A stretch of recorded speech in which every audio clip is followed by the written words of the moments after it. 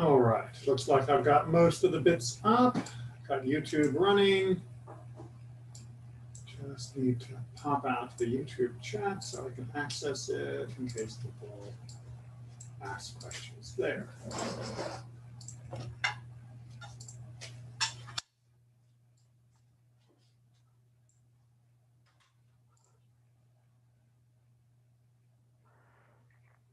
All right, looks like I've got most of the bits up. Got YouTube. More people coming through the waiting room.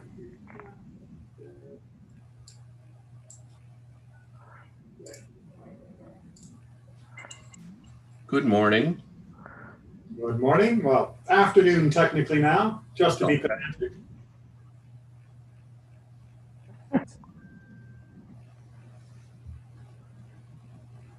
This is one of my favorite Torah portions, this particular episode. You mean the burning bush? Or the entirety of the Parashat? Yes. You tried. Well, you know, you would want a definition of God as, you know, I'm a roaring fire, or I'm thunder and lightning, or whatever.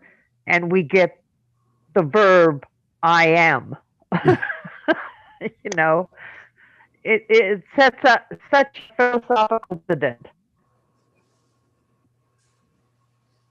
It is a a very noticeable change from a lot of the etymology of the names of gods in other religions. I mean, even the word El, from which the word Elohim comes, is much more tied to a root concerning power, as opposed to God's actual name, the Yud He Vav He, which is Right. connected to being, rather than being mighty.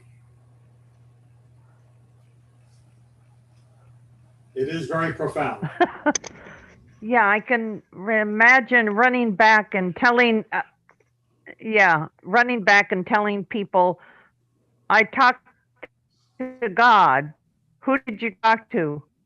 I talked to I am, I will be, I always have been. You know, it's, Which is important, however. well, wasn't there an alligator involved or some kind of giant sun?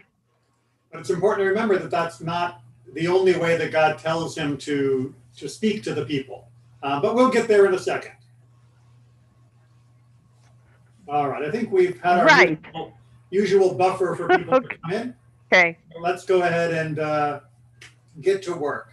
So we are in Parashat Shemot, the beginning of the book of Exodus, and we're going to jump ahead to chapter 3. Chapters 1 and 2 deal with the situation in Egypt under the new Pharaoh and the new policies and the eventual birth and early life of Moses. We are now dealing with Moses, who's 80 years old already. He got old real fast. But he's still got a good 40 years in him, so don't worry too much about it. But before that next 40 can begin, he has to have a transformative experience. Remember, at this time, he is living with the family of Jethro, who is a priest of Midian, or Midian, and he is basically been a shepherd for 40 years. He is just working for his father-in-law's firm, his father-in-law's family. He's married to Tzipporah, and at the moment, that seems to be what his life is going to be. But as we're going to see, he is about to have an experience which is going to make everything change. So we're going to pick up with verse 1 from chapter 3 of Exodus. Now Moses, tending the flocks of his father-in-law Jethro, the priest of Midian, drove the flock into the wilderness and came to Horeb, the mountain of God. But just a couple things to keep in mind here. One is that so much of what happens to our ancestors happens around sheep. They were almost like co-religionists with us. They were a very important thing. Also, just bears repeating, the sheep of the ancient world and wild sheep to this day are not the domestic sheep that people make fun of. Sheep are not stupid. Sheep are not weak. Sheep are actually pretty decent animals that live just fine. The sheep that we have now were created by excessive inbreeding in order to produce more wool or produce more meat. And in the process, they became a lot dumber. So don't judge him. He was out there with sheep. Sheep are okay. An angel of the Lord appeared to him in a blazing fire out of a bush. He gazed, and there was a bush all aflame, yet the bush was not consumed. Right? Literally, the bush was not eaten. The word is the same root as for eating. So, but of course, in the context, it seems to be saying that although the fire went on, you saw no destruction of the bush itself. Moses said, I must turn aside to look at this marvelous sight. Why doesn't the bush burn up? Right, so he is curious about this situation. He recognizes it as being something that is different and extraordinary, and wants to turn in order to find out more about it. Verse 4 is where his turning pays off. When the Lord saw that he had turned aside to look, God called to him out of the bush, Moses, Moses. He answered, Here I am. Now, that should be ringing some bells, right? The doubling of a language, the response with here I am, hineni. This is the language of a depth of call and a depth of acceptance. Throughout our history to this point, and indeed later on as well throughout the text, the doubling of a name, generally according to most commentaries, is a sign of deep affection, and the response of hineni, of here I am, is not saying, woohoo, here I am. It's not, giving away your location. This is not hide and seek, but instead it is recognizing and expressing your preparedness, your zeal, your willingness to do whatever is being asked. In the modern English, we might say this is standing up and being counted. Right? This isn't just saying you're present; it is saying you are ready. So it's important to read hineni with that mindset. That Moses seems to be responding very powerfully to this call. It's not, what's going on? I'm not sure. Gets a little hesitant in a moment, but not about answering the call in general. Verse 5. And he said, do not come closer. Remove your sandals from your feet, for the place on which you stand is holy ground. So we get an interesting little interlude where God has told him now that the ground he is on is holy and that he needs to remove his sandals. We're going to come back and talk a lot more about this during our look at some of the classical commentaries. So I'm going to hold off on too much discussion of that right now. Verse 6, the conversation continues. Sorry. I am, he said, which I really hate the way that translation does that. He said, I am the God of your father, the God of Abraham, the God of Isaac, the God of Jacob. And Moses hid his face, for he was afraid to look at God, right? It's important to remember here, we're not talking about looking at a physical presence of God. We're looking at perhaps a physical manifestation, but it's more a question of Moses feeling in deep awe and respect, and shielding your face from something that you deeply respected was a sign of respect in the ancient world. And so Moses was responding just as he would if he were to be overawed by a human person, all the more so when it is God. Notice the interesting introduction here, right? I am the God of your father. Who was Moses' father? Anyone? We don't know who his father was. He was a Levite, but he was just a son of Levi, one of the Levites, we're told. We do eventually find out his name was Amram. Yeah. But you're right. It's who does Moses think his father is? We don't know it exactly at this point, right? Remember, this is 80 years on, but Moses was raised away from his father in a certain extent. Yes, it seems he was with his mother while he was being weaned. It's unclear what role his father had in his raising at that time, or how long it happened, or how much he knew. But we're going to be getting clues in Exodus 3 here, and more so as the story goes on in 4, that Moses does seem to have some awareness that he is a Hebrew, that he is from the people that were enslaved.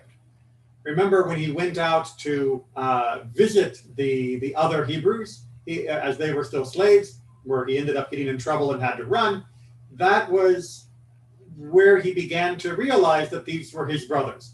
How much? Again, the commentaries are very much in conflict about this, but God is telling him very clearly that I am the God of your father, and he makes it very clear by the next set of terms that father is actually the Hebrew father, regardless of who Pharaoh's daughter may have said the father of Moses was when he was being raised. Whatever he might have believed about himself, it's now being made very clear that he is one of the Hebrews, that this is the same God who was there for Abraham, the same God that was there for Isaac, and the same God that was there for Jacob. Everyone got that? Questions or comments? Because now that God has presented his credentials, it's time to get into why are we having this conversation? And the Lord continued, I have marked well the plight of my people in Egypt, and have heeded their outcry because of their taskmasters. Yes, I am mindful of their suffering. I have come down to rescue them from the Egyptians, and to bring them out of that land to a good and spacious land, a land flowing with milk and honey, the region of the Canaanites, the Hittites, the Amorites, the Perizzites, the Hivites, and the Jebusites. Now the cry of the Israelites has reached me. Moreover, I have seen how the Egyptians oppressed them. Come, therefore, I will send you to Pharaoh, and you shall free my people, the Israelites, from Egypt. All right, so God says it is time for the people to go. This is something we knew would happen ever since God first foretold that the Israelites would end up in the land of Egypt. But this is where we can now see it beginning to take shape. Moses, on the other hand, but Moses said to God, who am I that I should go to Pharaoh and free the Israelites from Egypt? And he said, I will be with you, that shall be your sign that it was I who sent you. And when you have freed the people from Egypt, you shall worship God at this mountain. Moses said to God, when I come to the Israelites and say to them, the God of your fathers has sent me to you, and they ask me, what is his name? What shall I say to them? And God said to Moses, Ehyeh asher ehyeh. He continued, thus shall you say to the Israelites, Ehyeh sent me to you. All right, so this is a very profound statement, and it is one that defies translation, which is why the translator has left it as it is. So Ehyeh literally in modern Hebrew would mean I will, in the sense of I will be. However, in biblical Hebrew, the modern understandings of future tense and past tense and present tense are not exactly the same. So it's generally referred to by grammarians as perfect tense and imperfect tense. And the imperfect tense are things that are going to happen or that are happening in some other way. And the perfect tense are things that have happened or that are settled in some way. It doesn't fit neatly into English categories or even into the modern Hebrew way of using these tenses. So it could be translated to be, I will be that I will be because I will be, or I will be what I will be, or I am because I am, or I am what I will be that I am, or half a dozen other ways of trying to take this. What everybody agrees on is that, of course, this is rooted in the concept, the notion of being. That's B-E-I-N-G, right? Not B-E-A-N. and that this is the root word that forms God's name, which becomes contracted to Yud He Vav He as a representation of that verb to be, that this is the essence of God's personal name. This is not God's title. This is not a reference that we use to God or a expression of one of God's attributes. This is God's name. I like to put it, this is what God signs when he's signing for his credit card. Right? It would be the Yud He Vav He derived from Ehyeh Asher Ehyeh. All right, questions or comments on that?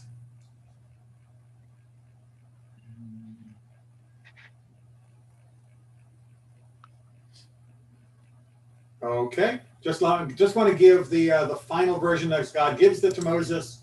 And God said further to Moses, thus shall you speak to the Israelites, the Lord, which now we get the all cap version, which is JPS signal that in the Hebrew, it's the Yud He Vav He personal name of God, derived from Ehyeh Asher Ehyeh, that the Lord, the God of your fathers, the God of Abraham, the God of Isaac, the God of Jacob, has sent me to you. This shall be my name forever. This my appellation for all eternity. Right? This is how you will refer to me from now on. And indeed, the Yud He Vav He becomes the hallmark of the core of Jewish references to God. Yes, we still use Elohim or its various conjugations, Elohim, Eloheinu, etc. But Yud He Vav He is used exclusively as a name for God, whereas the word Elohim can refer to any gods, and it can even refer to important or powerful human beings. So it is not an exclusive name, but is more a title for God. Much the same way that you could say God in English can mean both God, in English capital G God, or gods, lowercase g gods. But Yud He Vav He is reserved exclusively only for the God, capital T, capital G, Lord, all uppercase, however you want to put that in English. It's what we refer to, of course, in the Hebrew when using it in prayer as Adonai. Okay, questions or comments before we go back to how did Moses end up at this point?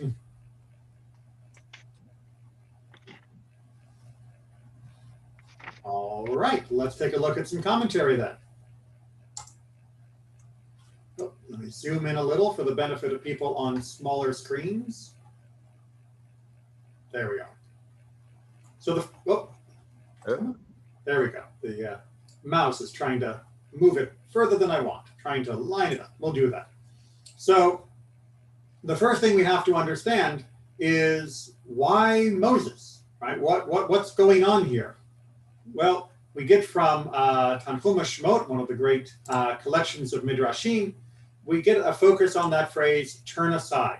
Right? It said that when Moses saw the bush was burning and not consumed, that he turned aside. Rabbi Yochanan said, Moses walked 3 steps. Reish Lakish said, he did not walk, but merely turned his neck. Now, what are they pointing out here? Well, what they're pointing out, sorry, come on, is, I know I'm going to shoot past it if I go. There we go. So Moses says, I must turn aside. And immediately the next line says, when God saw that he had turned aside, right? That the turning aside is used as an important link. It could have said, and remember, always try to remember alternative phrasing to understand why the commentary is pointing out certain words that perhaps we just didn't focus on enough. It could have said, Moses said, I must turn aside. And then God called out to him, right? The whole first half of verse 4 is superfluous, right? When he saw that Moses had turned aside, why do we need to know that? We just saw that Moses was turning. But what the Midrash is saying is that there is a connection, that the turning itself was important. It's not merely a choreography of, turning to the left, turning to the right. And what Rabbi Yochanan and Reish Lakish are arguing about is how much little turning was actually needed. Rabbi Yochanan is saying 3 steps sort of being a minimum amount of distance. Again, very, very small. It's not like he saw the bush up on the mountain and God only called out to him when he was like 5 feet away. But it seems to be just 3 steps was sufficient. And Reish Lakish likewise says, all the more so, he didn't even have to move. He just turned his neck, right? Turned his head, and that was enough to trigger God's response, which they imagine being, God said to him, you bothered to look, I will appear to you. Immediately, God called unto him. And God said to him, you have said, here I am, right? Hineni, our answer of Moses' preparedness.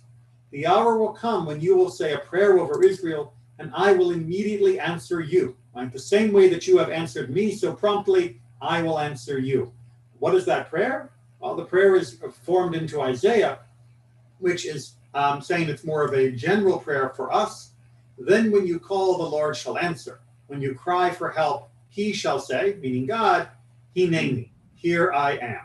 So we see immediately from the beginning of this burning bush episode that Moses has a certain attitude, a certain willingness to turn, a certain willingness to look, a certain willingness to be captivated by what we're going to see is a very spiritual act. And that is enough. Right? God is not demanding more than that. God is ready to answer anybody who is willing to look, and God is ready to answer at the same speed with which a person is willing to answer God. So in just a few lines, the Midrash gives us a number of very important lessons. Rabbi, I have a question. Yes. Am I correct in seeing a strong parallel here between the book of Jonah, when the Lord sees that the people had turned and then the Lord relents? First, again, like the people hear Jonah, then they decide to turn, but when they do turn, that's when God then acts. So there's right. I mean, I would say that in general, you can make a more general comparison than just to the specifics of the book of Jonah. That God is repeatedly shown throughout the Tanakh, throughout the Bible, to be ready to respond, to be ready to be Hineni, to be there for the people when the people are willing to turn, when the people are willing to change. However, from the book of Jonah, one of the things that does fit very nicely with this is the notion of turning is, of course, metaphorically often connected to the concept more broadly of tshuva, which is another form of turning, which in English is usually translated as repentance. A quick follow-up to that. Do we look at this in any way as Moses's tshuva? Not necessarily. Most of the commentators don't see anything wrong with Moses. Indeed, they see him as being sort of a perfect exemplar, which is why he was fit to have the revelation through him. So there is a little bit of an episode which regarding the late circumcision of his children by his wife, but that's beyond the scope of today's class. But let's talk a little bit more, since you brought it up, about Moses' character and what kind of person he was. Well, according to Shemot Rabbah, once, while Moses was tending Yitro's sheep, one of the sheep ran away. Moses ran after it until it came across a pool and began to drink. Moses said, I did not know you ran away because you were thirsty. You were so exhausted. He then put the lamb on his shoulders and carried him back. The Holy One said, since you tend the sheep of human beings with such overwhelming love, by your life, a form of an oath, I swear you shall be the shepherd of my sheep, Israel. So the context that we see within the, flip back to Exodus, within the beginning is that Moses is, tending the flock of his father-in-law. Now, we don't see the specifics of a sheep running away and Moses discovering the bush and all of that, but the commentary wants to focus on the fact of why introduce this story with the explanation that he was tending sheep. Well, what is that telling us?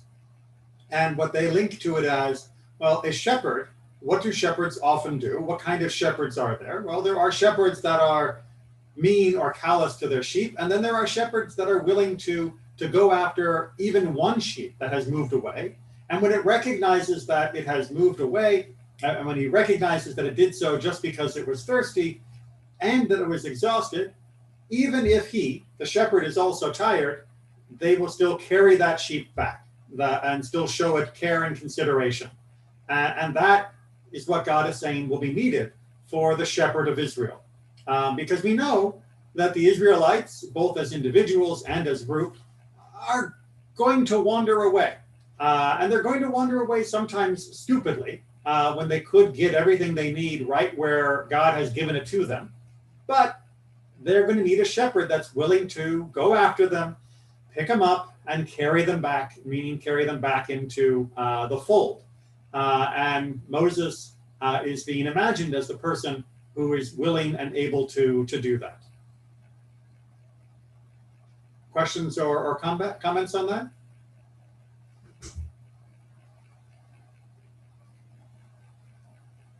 All right, then we get to the details of our bush. A non-Jew once asked Rabbi Joshua ben Karcha, why did God see fit to speak to Moses from within a thorn bush? Rabbi Joshua retorted, if it had been a carob tree or a sycamore tree, would you not have asked the same question? Right? It's like saying, what kind of question is that? Is the thorn bush really what important here? If it had been a random tree, you would have asked about that too. If it had been a rock, you would have asked about the rock. So you're not asking a precise question. However, to send you away without an answer is not possible. So why? However, even though your question may not have been properly formulated or even as deep as it should have been, there are things that we can still learn from this that will give us, insights. Why a thorn bush? Why this sneh? To teach you that there is no place devoid of the Shekhinah, meaning God's presence, not even a thorn bush.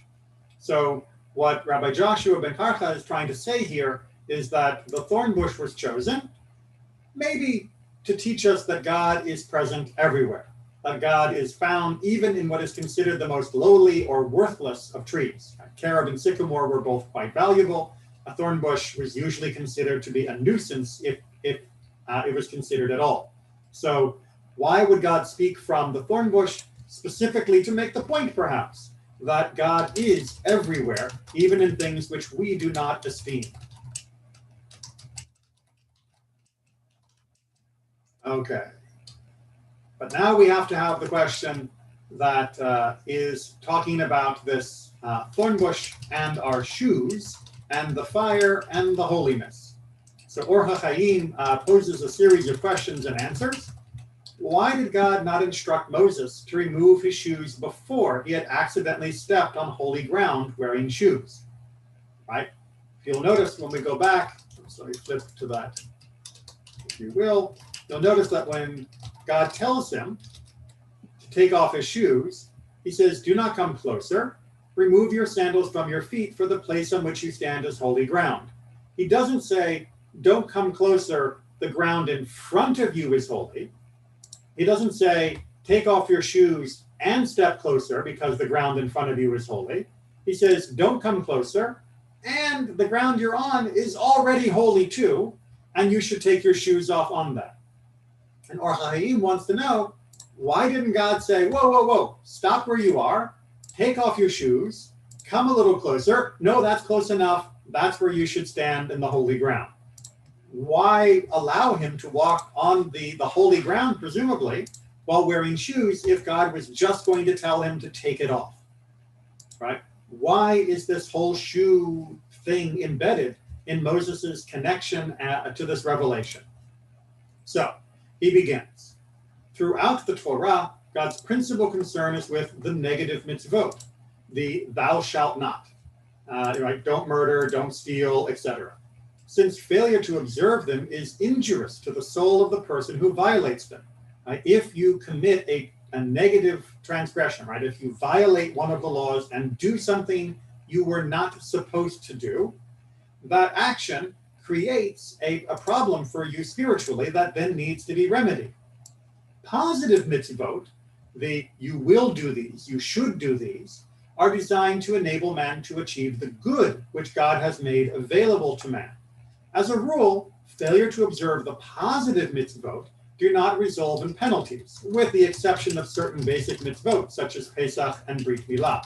So what he's trying to point out here is this notion of do it and don't do it, is that God is framing the request, the commandment to remove his shoes in a way that is pointing towards the idea that this will somehow ennoble, that this will create a better good for Moses at this point, rather than creating a prohibition against which Moses should not transgress. However, he goes on to try and explain why this is going to happen in this order. We still have to answer what God had in mind when he did not call out to Moses before the latter had a chance to stand on holy ground clad in shoes. Perhaps the site on which Moses stood at that time became sanctified only by reason of God having revealed himself to Moses there. Perhaps the reason God wanted to speak with Moses at that site was in order to have an excuse to sanctify that spot. Beautiful insight about how something becomes holy in Jewish in the Jewish narrative. Right? Was the ground holy 100% of the time for all of the world's existence, or did the place become holy just because God revealed himself to Moses there? And only once God revealed himself was it now holy ground, and therefore only after the conversation began would Moses then need to remove his shoes. And indeed, perhaps God deliberately spoke to Moses there so that that spot could become holy, and indeed become a spot which the Israelites will return to when they come back for the giving of the Torah after the Exodus from Egypt. So rather than believing that holiness is just somehow embedded in the dirt of the ground, that holiness is embedded in the experiences which accompany that particular place on the planet. And it is only by having those experiences that the holiness is created. And without the experience, no holiness can be perceived there. And God doesn't go around just creating random little pockets of holiness that people walk into or walk out of accidentally, but instead it is the encounter with God that creates the holiness, and thus why shoes are removed after having encountered God rather than before. Thoughts or questions on that?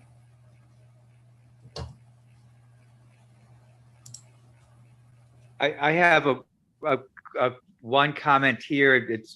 It says, you know, a common form of respect to remove your shoes in the ancient Near East, but it's still practiced by Muslims in worship.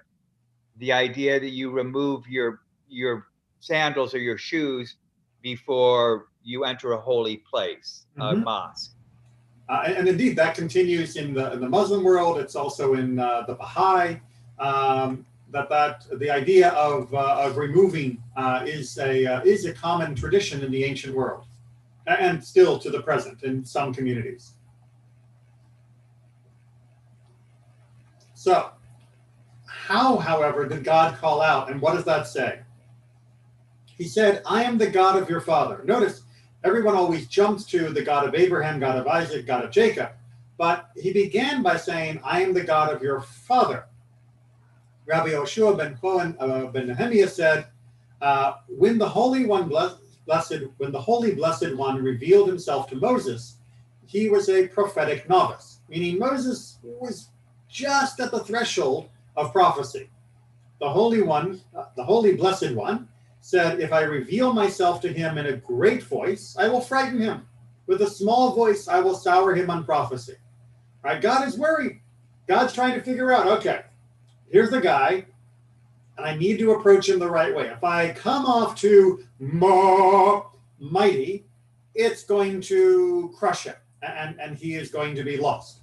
And on the other hand, if I come off too underwhelming, then he is not truly going to understand the importance of the prophecy and continue to grow as my chief prophet. What did he do? He revealed himself to the voice with the voice of his father, meaning Moses' father's voice. That the first sound he heard was the sound of his father's voice. Moses said, "Here I am. What does father ask?" Right? He's responding to the voice of his father. God said, "I'm not your father. Rather, I am the God of your father.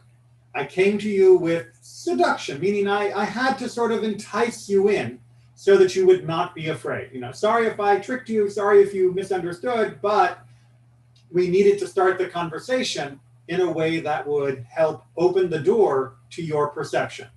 And throughout Judaism, we see God referred to over and over again as Avinu, literally often translated as father, but it could equally be literally translated as our parent. And the notion here is that God often will begin the relationship more in a parental form rather than in a kingly form, a ruler form, a power form.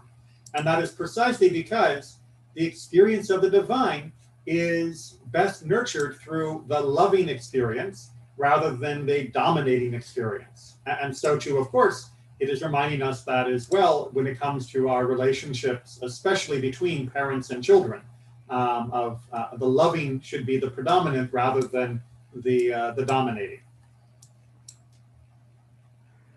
But as a parent, Yes. you know that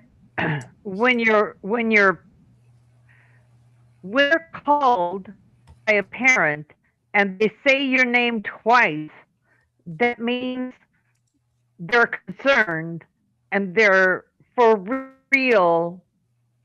They need you. I mean, that's how it was with me. I mean, When if your you just parents, said Charlene, it was like, go ahead. I was going to say, if you hear a name once, maybe you'll answer, maybe you won't answer, maybe you'll answer quickly, maybe you'll finish what you're doing. But you hear your name twice, and that's much more of an alarm bell.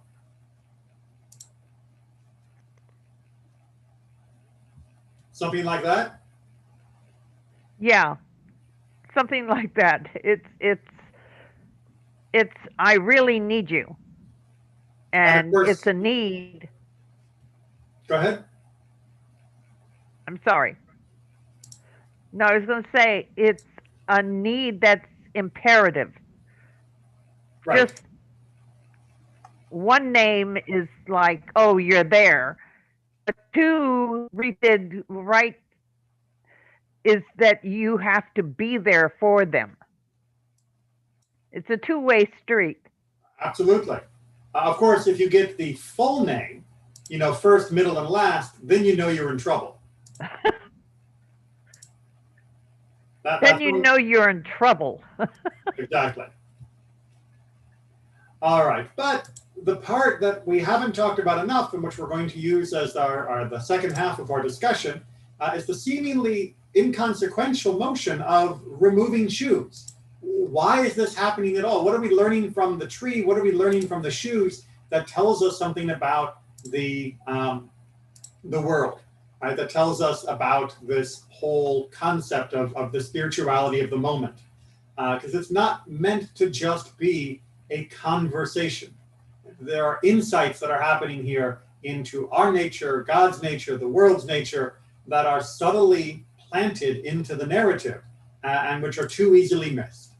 So, the Ari, that's one of the Kabbalists from Sfat, teaches that heavenly fire does not consume, but earthly fire consumes everything it encounters. Meaning there is heavenly fire and earthly fire. Earthly fire is what we're used to, heavenly fire not so much. Heavenly fire does not become embodied and attached to any physical body, nor mix into its parts, and thus it does not burn it. So when he sees the fire on the bush, the reason it's not burning it is because that fire, that heavenly fire, is not in the bush itself. It is surrounding and around it, but it is not mixing. And since it's not mixing, it cannot go through the chemical process as earthly fire. Right? Earthly fire does, sorry for the typo, and mixes into all physical things. It enters into the parts of a tree, mixes with it, and consumes it. Right? That's how the chemical process of fire works, is that the molecules are changed by the heat process together with the chemical use of the fuel. The Lord showed Moses this vision of the burning of the bush and its not being consumed, so that he would understand that the loftiness of the thinking soul is like the loftiness of the heavenly fire. Even though it resides in a physical body, it need not mix into its parts and become embodied in it. Rather, if its owner guards it, it will remain in its loftiness, and through this it can come to the holy at any time, to remove its clothing from upon it. Remove your sandals.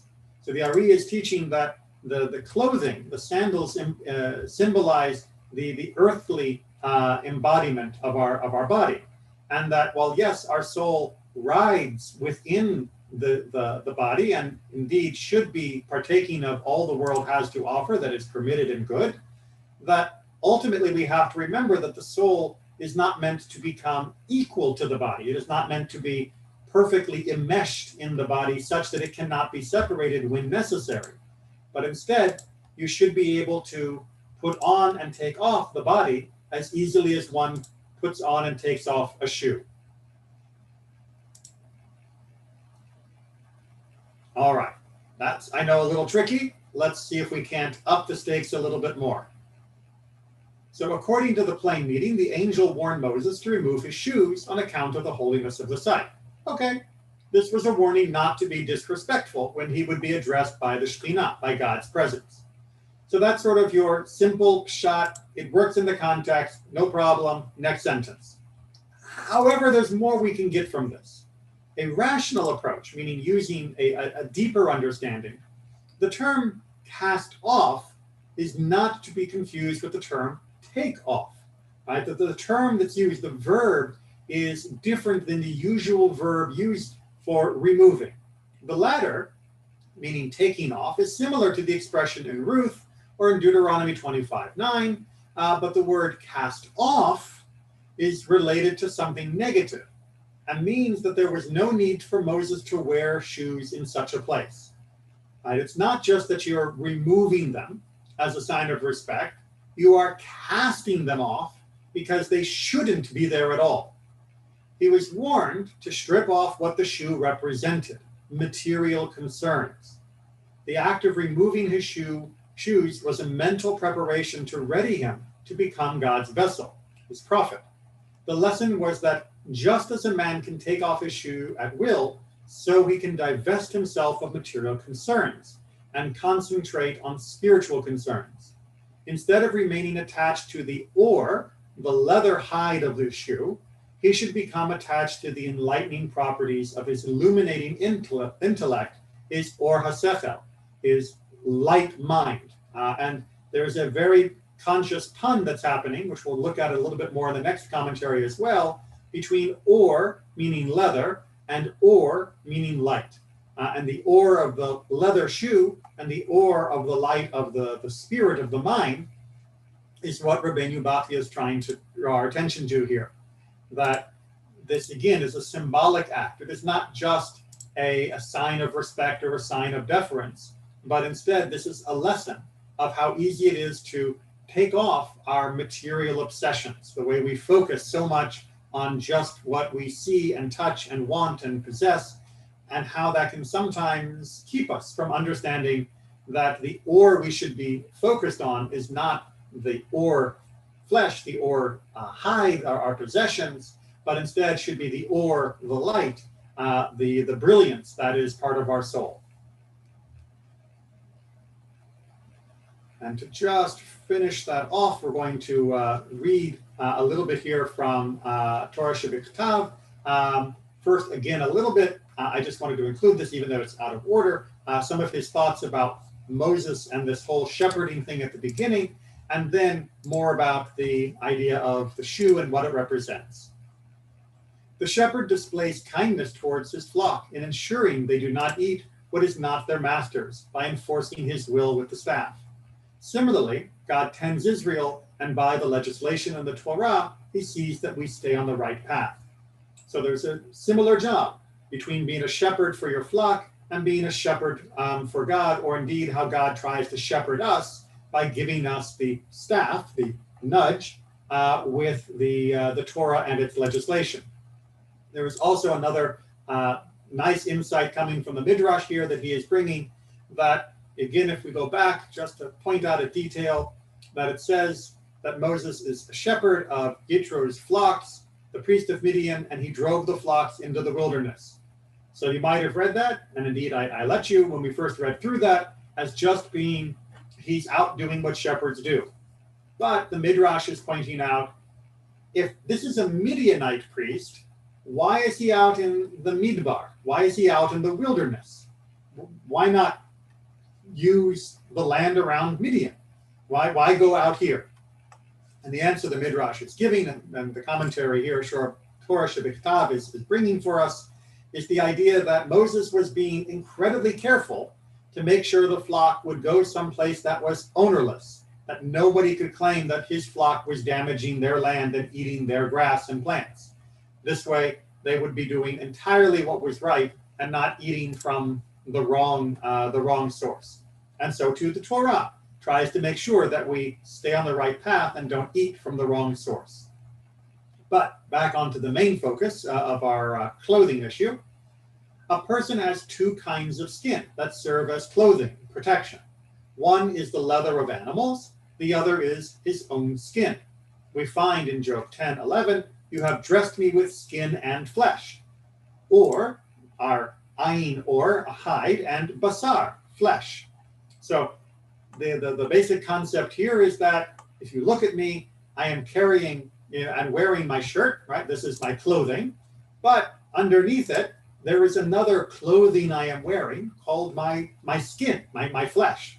Because my flesh isn't the ultimate me. The ultimate me is my soul. So technically, I am wrapped in two layers of clothing. My actual physical clothing of my skin, and then the external clothing of my clothes in English. The latter, the flesh, is the material part of a man that he shares with the animal kingdom, right? Me and the dog, we both have skin. Man, whose physical origin was Adamah, holy soil, should have been garbed in ketonet or, a cloak of light. The word or, again, this time spelling it with the aleph in that word. Spelling it with the letter ayin represents the demotion of man. We just make sure you're keeping up with the Hebrew wordplay that's happening here. Right? We should be wrapped in light. Instead, we are wrapped in hides. Instead, we are wrapped in this additional external layer of flesh.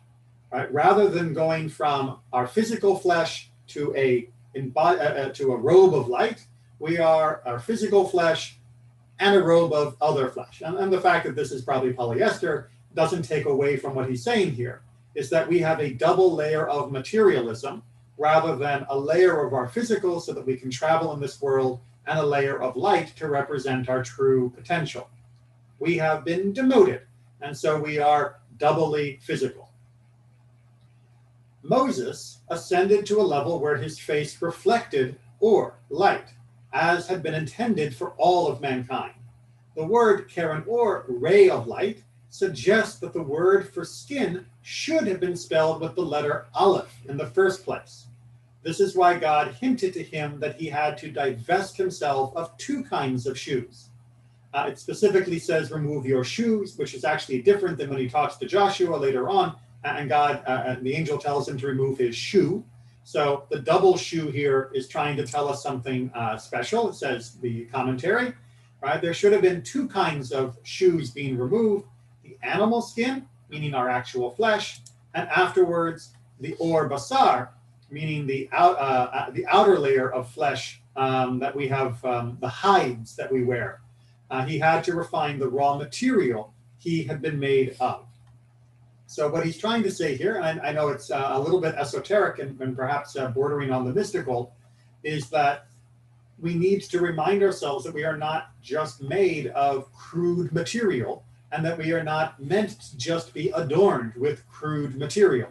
That sometimes we need to see that it is possible to remove those external shells and sometimes barrier or attractions which pull us away from the light that is the truest part of ourself. This isn't easy for us, and it wasn't necessarily easy for Moses either, although he accomplished it in a way greater than anyone else. And the simple act of removing the shoe in order to recognize that there does not need to be this fleshy barrier between ourselves and God's, either the flesh that we drape upon us or the flesh that we are born in, but that we can connect to God perfectly through the light. That's something that can be symbolized as simply and as powerfully as God telling Moses, take off your shoes. Questions or comments? On the shoe thing, these were also, in addition to his staff for his shepherding job, he would have needed sturdy sandals. Very much. So, and this is also an indication, almost like a test. Take off your sandals. It's your feet are going to be doing new things. You're going to go where I tell you to go. And this is the rest of this book is God telling Moses where to go. Go see Pharaoh. Go speak to the people. And it's the first small step. Take off your. And if the fact he can pass that simple test of, I'm willing to walk where you tell me to walk. Well, and indeed, throughout the Tanakh, and indeed in world literature as well, the changing of clothes, whether it be done willingly or unwillingly, is always is a big word, is very often connected to a change in one's spiritual or personal role. So when Joseph has his coat of many colors torn from him, or when he has his slave guard ripped from him, this is a very significant. And then what, of course, happens is he comes out of the pit, and once he is confirmed by Pharaoh, what do? They dress him differently. The same thing is going to happen when we get to the Kohen and the clothing that they will wear. The same thing happened with Jacob when he pretended to be Esau, when Leah pretended to be Rachel. The modification of clothing to represent a change in identity, a change in direction, a change in calling, a change in fortune is a very common motif in the Tanakh and really in much of world literature. So I was starting this parashat thinking of one African-American spiritual, go down Moses, of course, but now there's another one that's coming to mind. It's guide my feet, which is an African-American spiritual asking God to, guide your feet while you do God's business. Right. And so here, and clearly that's going to be happening in the next few parashot.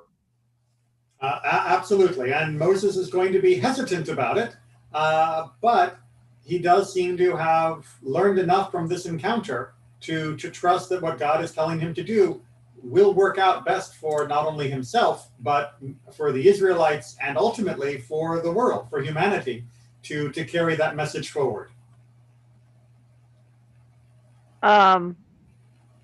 There's also the ray of light is it's the right translation, but Yeah. this is where Moses has horns. Yes, when you look at some of the artwork of medieval Europe, they will often depict Moses and sometimes other Jews as well as having horns, because the word Karen that's being translated here as ray can also be translated in other contexts as being a horn. We can see why. It's something poking out could easily be considered a horn or considered a ray. It's only with context and with tradition that you understand how to translate things. That's how language works. But unfortunately, many of the artists of the Middle Ages were not double checking with us of what was the proper way to understand, let alone draw what this was talking about. So indeed, if you go to the Vatican Right. City and you look at Michelangelo's Moses, he's got little horns on his head because that was what many people believed this text was trying to say. No one asked us. Well, it's not entirely true. Some did. And indeed, many of the Christian scholars of the Middle Ages knew that it was supposed to be saying rays of light, but many others simply disagreed. And unfortunately, they didn't ask us to do the tiebreaker. But it is one of those persistent myths. I have had people ask, well-intentioned, ironically, whether or not we wear kippot to hide our horns. That was one of my favorite questions I've gotten from having walked around wearing a kippah. And there are people to this day that still believe that Jews have horns. And they often don't even believe it negatively, if you can understand that. They just think it is what Jews are like. And they've never bothered to check. But then there are people out there who think that men have fewer ribs than women because the rib was used for Adam, from Adam for Eve. And people think that men and women have different teeth. So there are lots of things that people could identify as wrong if they just did a little bit of a check. All right, with that little line of empiricism, let's go ahead and finish for today. Thank you all for joining me as we begin the book of Shemot. I look forward to getting out of Egypt and seeing what else this book has to teach us. Take care, everyone, and be well.